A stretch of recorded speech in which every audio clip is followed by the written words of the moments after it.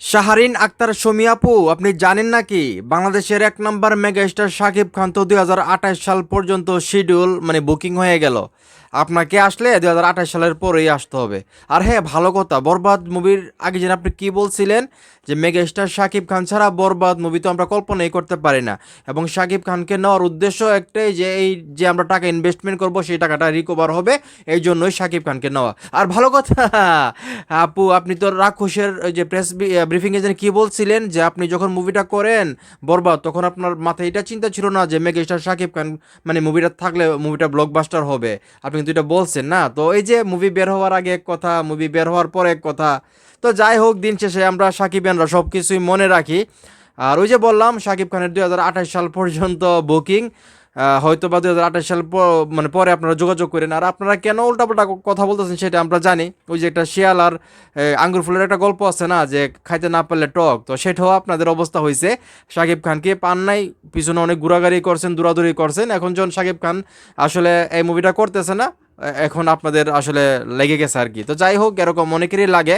কারণ আমি তো সবসময় একটা কথাই বলি, মেগাস্টার শাকিব খানকে কেউ মন থেকে চায় না। আসলে সবাই সবার স্বার্থে ব্যবহার করে, এটা তো সবাই আমরা জানি, সাকিবিয়ান যারা আছি। তো যাই হোক, দিন শেষে একটা কথাই আপনাকে বলবো, আপনি ভুল করছেন।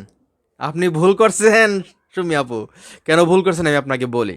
সাকিবিয়ানরা কিন্তু আপনাকে পছন্দ করতো, হৃদয় ভাইকে পছন্দ করতো, সেই সাথে সিয়াম আহমেদকেও পছন্দ করতো। আমি কিন্তু নিজেও সিয়াম আহমেদের প্রশংসা করে ভিডিও বানাইছি, কারণ সিয়াম আহমেদ আমাদের মেগাস্টার শাকিব খানকে সম্মান করে, সেই জন্য। সেই জায়গা থেকে আপনি যে স্টেটমেন্ট দিলেন, এখন তো সাকিবিয়ান যারা আছে, বিশেষ করে আমি আমার কথা বলতেছি, আমি আপনাদেরকে সাপোর্ট দিব না। আপনারা যে ডায়লগ দিয়েছেন যে মেগাস্টার শাকিব খানকে নিয়ে, এরকম চিন্তা ছিল না যে মুভিতে হিট হবে শাকিব খান থাকলে, আর শাকিব খান না থাকলেও হিট হবে না, এটাও আপনারা চিন্তা করেন নাই। বাবা রে বাবা, কত বড় হয়ে গেছেন আপনারা এখন। হ্যাঁ, একটা মুভিতে প্রায় 80 কোটি টাকার বিজনেস করে দিল আমাদের মেগাস্টার শাকিব খান, এখন আপনারা বড় বড় কথা কন। ইন্ডাস্ট্রিতে পরিচয় দিল মেগাস্টার শাকিব খান আপনাদেরকে। শাকিব খানের সঙ্গে মুভি না করলে আপনাদেরকে কেডা চিনতো কোন তো?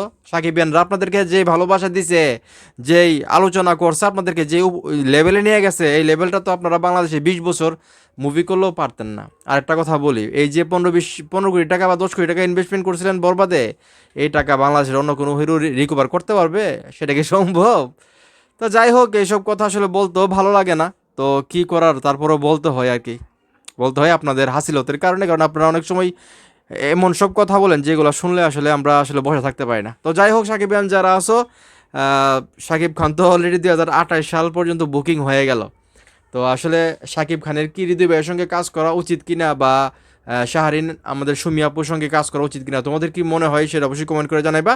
আর ভিডিওটা ভালো লাগলে অবশ্যই শেয়ার করবা।